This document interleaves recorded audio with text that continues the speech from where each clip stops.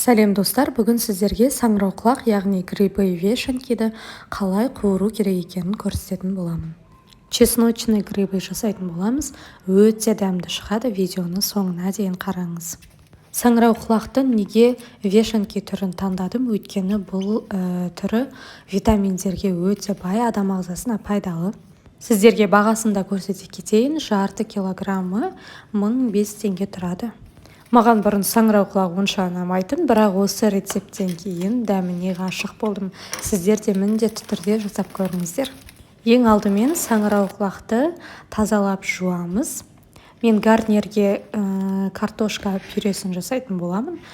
Осылай картошкаларды жуып тазалап алып, кастрюльге дәл осылай дөңгелек тәріздес етіп турап, үстіне толтырып су құйып, тұз салып, газға қойып пісіреміз.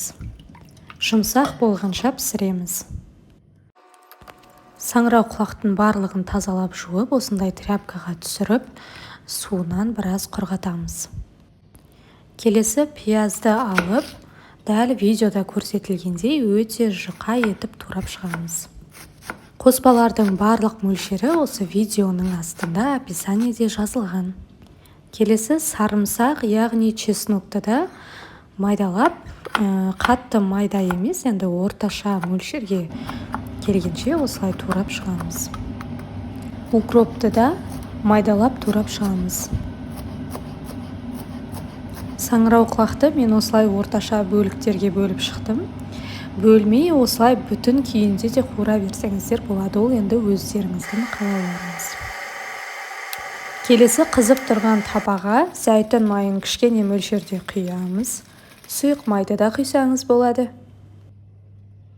Қатты қыздырып барып саңырауқұлақты саламыз. Сонда саңырауқұлақ майды өзіне қатты сіңірмейтін болады. Қатты отта 10 минуттай қуырамыз. 10 минуттан кейін көріп тұрғандарыңыздай саңырауқұлақтың осылай суы шығады. Суы шыққаннан кейін ақырындап араластырамыз. Бетін жауып, тағы да орташа отта 5-10 минуттай қуырамыз. 10 минут өткеннен кейін суы кішкене тартылатын болады. Содан кейін дәміне қарай тұз және де дәмдеуіштерді қосамыз. Жақсылап тұрып араластырып қуырамыз. Содан кейін үстіне туралған пиязды саламыз, сарымсақты саламыз, оны да жақсылап араластырамыз.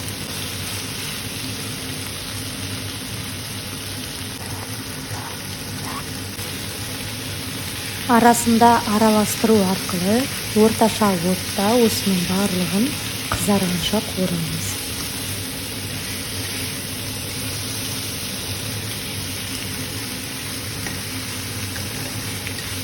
Үстіне укроп салып араластырамыз. Мінекей дәл осылай видеода көрсетілгендей қызарып қуырылуы қажет. Сонда дайын болды деген сөз. Ыдысқа салып картоп пюресімен бірге ұсына берсеңіздер болады. Дәмін енді сөзбен айтып жеткізе алмаймын. Өте дәмді болып шыққан. Чеснок, укроп, пияз барлығы араластырып өте керемет дәм беріп тұр. Міндетті түрде осы рецептпен дайындап көріңіз. Видео ұнаса лайк басып, өз пікіріңізді қалдыруды ұмытпаңыз. Алдағы уақытта қызықты видеоларды жіберіп алмас үшін каналыма тіркеліп, қоңыраушаны басып қойыңыз. Ас болсын!